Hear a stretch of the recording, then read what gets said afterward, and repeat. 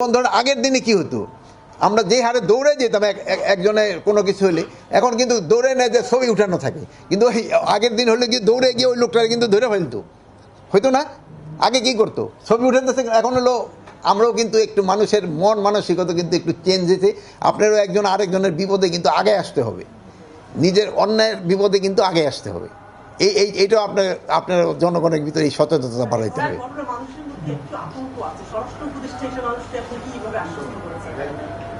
স্বরাষ্ট্র উপদেষ্টা হিসেবে আশ্বস্ত করার জন্যই তো এই আইন শৃঙ্খলা কমিটি নিয়ে আমি মিটিং করলাম এবং তাদের আমি একটা দিক নির্দেশনা দিয়েছি এবং তারা যেন এই সন্ধ্যার পরে থেকেই কাজ শুরু করে।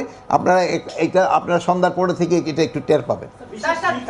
সেনাবাহিনী স্যার মাঠে আছে স্যার, ম্যাজিস্ট্রেসি পাওয়ার দিয়েছেন স্যার, সেটা আসলে ঠিকভাবে ওয়ার্ক করছে কিনা স্যার, নাকি নামেই শুধু ম্যাজিস্ট্রেসি পাওয়ার আছে? আপনার ব্যাখ্যা? আমার ব্যাখ্যা হলো, যাকে যেই কাজ দেওয়া হয়েছে তারা সেইভাবে তাদের কাজটা করে যাচ্ছে।